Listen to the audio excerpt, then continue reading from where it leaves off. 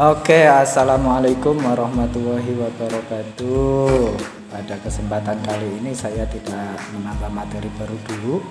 Yang saya akan jelaskan kembali ya, khususnya di contoh soalnya supaya lebih banyak mempelajari soal-soal tentang relativitas Einstein yang kemarin sudah kalian simak videonya, dijelaskan oleh teman kalian ya, yaitu Alvan, Indra, dan Rian. Nah, ini rumus yang kemarin sudah dijelaskan oleh mereka bertiga ya, kecepatan relatif. Di situ rumusnya ada seperti itu, seperti kemarin sama. Kemudian besaran-besaran yang berubah akibat postulat Einstein, itu rumusnya seperti itu ya. Di antaranya yang berbeda sendiri untuk besaran panjang ya, yang lain mah dibagi gamma ya, misalnya massa itu dibagi gamma, T itu dibagi gamma, momentum dibagi gamma, kemudian energi kinetik juga dibagi gamma, kecuali yang panjang.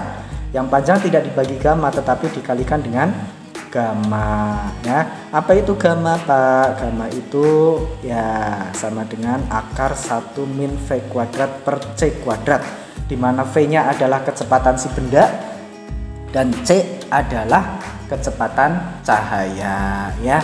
Lanjut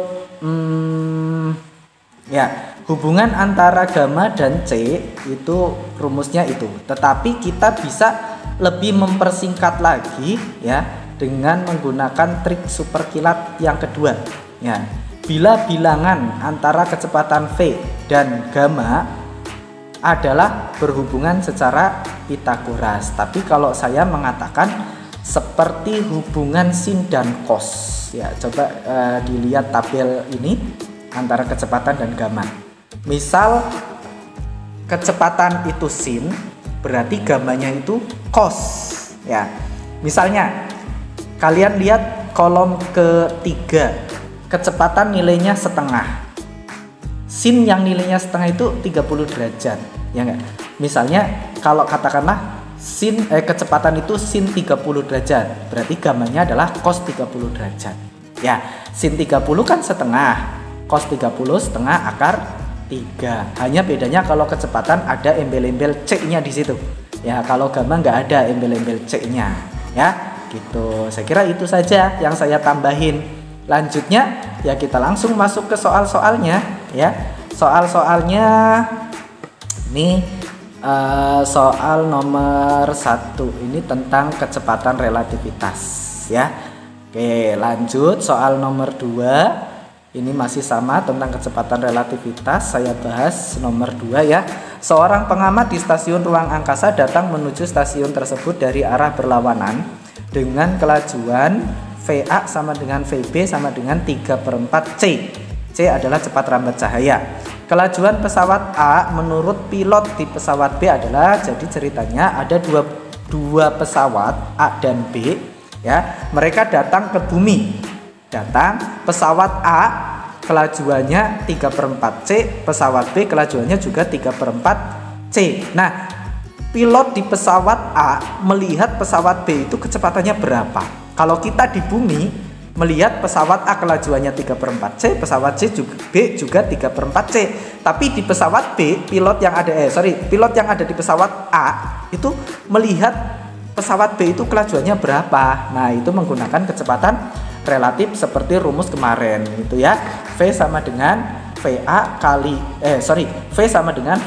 ditambah VB per 1 plus VA kali VB per C kuadrat. Nah, tapi ini menggunakan trik superkilat, C-nya diabaikan dulu ya. Dihitung-hitung, masukin angkanya, ketemu 24/25, baru terakhirnya dikasih tambahin C. Seperti itu cara menghitungnya. Silakan dilihat ya. Boleh juga dilihat untuk soal nomor 3. Ini masih sama, soal tentang kecepatan relatif. Nanti barangkali pengen dicatat, silahkan dicatat, nggak apa-apa. Kalau pengen dipelajari saja ya nanti video ini bisa di pause, dibaca dengan teliti, dengan seksama dipelajari. Oke.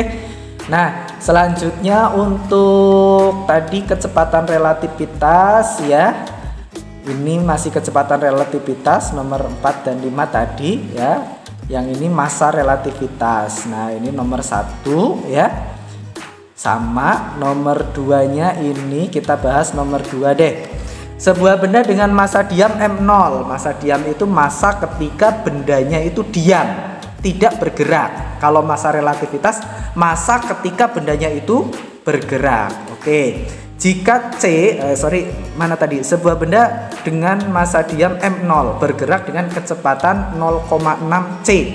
Jika C adalah kecepatan cahaya di ruang hampa, maka pertambahan massa benda, ingat, karena benda yang bergerak massanya itu, massa relatifnya itu semakin besar, semakin berat ya, maka ya massanya akan bertambah. Nah, berapa pertambahan massanya? Kita hitung dulu massa relatifnya ya. Untuk mendapatkan massa relatif dengan rumus M0 per gamma. Berarti gammanya kita cari dulu gammanya ya. Karena V-nya 0,6 C berarti gammanya 0,8. Maka M-nya, massa bergeraknya kita hitung M0 per gamma ketemu 1,25 M0. Nah, 1,25 M0 artinya pertambahan massanya adalah 0,25%, 0,25 per 100 ya, berarti 25% begitu ya. Tuh, lanjut. Nomor 8, silakan pelajari sendiri. Kalau ingin bertanya boleh tanya di kolom komentar ya.